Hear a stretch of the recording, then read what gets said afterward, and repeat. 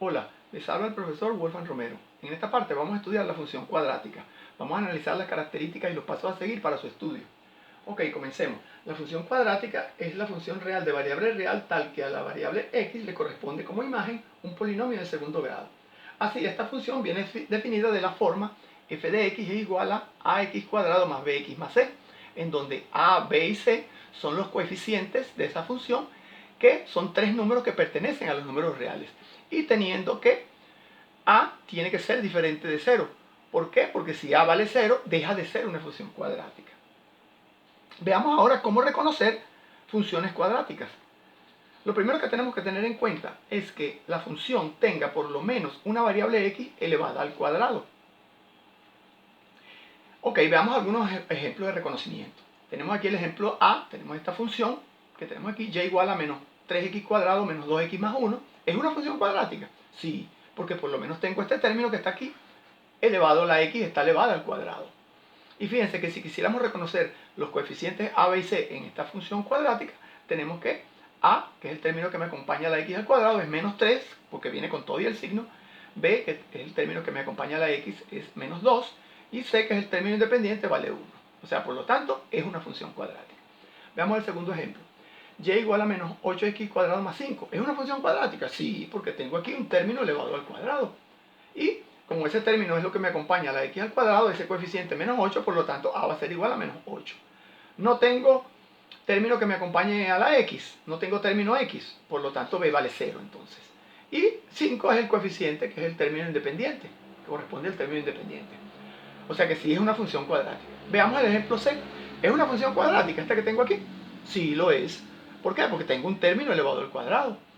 En este caso solamente tengo a, el coeficiente a que me acompaña al x al cuadrado, y no tengo más nada en esa función. Por lo tanto, a vale 5, b vale 0 porque no aparece, y c vale 0 porque tampoco tengo término independiente. Por lo tanto, sí es una función cuadrática. Veamos ahora el último ejemplo, el D. Tenemos y igual a menos x más 5 elevado al cuadrado. Resolvemos este cuadrado que tenemos aquí y nos queda y igual a menos x más 5, más 25. ¿Es una función cuadrática? No, porque no tengo ningún término que esté de x, ninguna variable x que esté elevada al cuadrado, por lo tanto no es una función cuadrática. Como no tengo término elevado al cuadrado, a vale 0, porque 0 por x al cuadrado me da 0. Y cuando la a vale 0, no es más que esta función que tengo aquí, no es más que una función afín. Bien, pasemos ahora a ver el estudio de la función cuadrática. La representación gráfica de una función cuadrática es una parábola. Todas las funciones y igual a x cuadrado más bx más c conducen a la gráfica de una parábola, en donde a, b y c, que pertenecen a los reales, y teniendo que a es diferente de 0. Así los valores de a, b y c, que son los coeficientes, conducirán a diferentes posiciones y formas de la parábola. Veamos ahora los pasos a seguir para el estudio de una función cuadrática. El primer paso que tenemos que ver es lo que se refiere a la concavidad. Fíjense, si el coeficiente a es mayor que 0, la concavidad es hacia arriba. Y existirá un punto mínimo, que es este que está marcado aquí en rojo. Y tenemos estos tres casos. Cuando tengo como solución dos raíces, que fíjense es cuando la curva me corta al eje x en dos puntos, teniendo una sola raíz, que es cuando la curva me corta al eje x en un solo punto, o ninguna raíz cuando la curva no me corta al eje x. Y el caso cuando el coeficiente a es menor que 0, entonces la concavidad es hacia abajo, fíjense, y existirá un punto máximo, que es este que tengo aquí en rojo también. En este caso también obtendré dos raíces también, que fíjense, mi curva me corta al eje x en dos puntos. Este otro caso, que es donde la curva me corta el eje x en un solo punto, tendré una sola raíz. Y cuando la curva no me corta el eje x, que no tengo ninguna raíz. El siguiente paso será el dominio.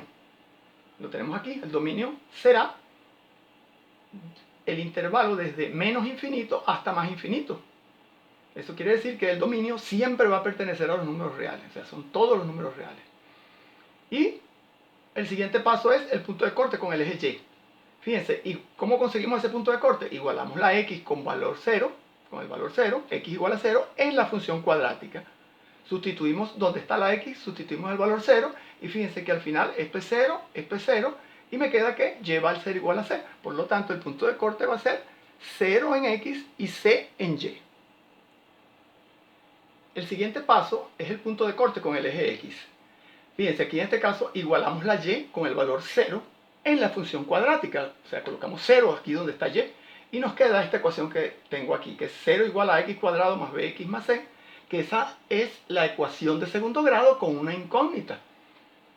Ok, los valores de la x que satisfacen la igualdad se llaman ceros de polinomio o también raíces de la ecuación de segundo grado.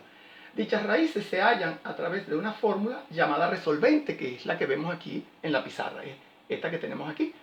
X igual a menos b más o menos la raíz cuadrada de b cuadrado menos 4 por a por c entre 2 por a. Y esto que tenemos dentro del radical, que es b cuadrado menos 4 por a por c, se llama discriminante, que lo tenemos aquí abajo. Y tenemos tres casos posibles de solución, en los cuales, si ese discriminante es mayor que 0, vamos a obtener dos raíces, que serán las dos soluciones, o sea, los dos puntos de corte con el eje X. En el caso de que ese discriminante me dé igual a 0, vamos a obtener una raíz, ¿verdad? O sea, una sola solución, y será un solo punto de corte con el eje X. Mientras que si ese discriminante es menor que 0, no hay solución. Quiere decir que mi curva no corta al eje X. El siguiente paso es el vértice, el cual me representa, como dice allí, el punto máximo o el punto mínimo de una parábola. Para calcular las coordenadas del vértice de la parábola, aplico las siguientes fórmulas. B de x, ¿sí?, que sería la coordenada x del vértice, es igual a menos b entre 2 por a, y la coordenada y, b de y, es igual a 4 por a por c menos b cuadrado entre 4 por a. Eso quiere decir que las coordenadas del vértice x y y estarían representadas por b sub x en x y b sub y en y. Y puesto de la forma, con las fórmulas que tengo aquí arriba, el vértice será, fíjense, lo que corresponde a b de x, que sería esta fórmula que tengo aquí, y la coordenada y sería lo que corresponde a la b de y, que sería la coordenada y de mi vértice. Con esto damos por terminado y veremos ahora el siguiente tema en el próximo video. Bien, les habló el profesor Wolfgang Romero. Nos vemos en un próximo video. No olviden suscribirse a mi canal y a darle like. Gracias.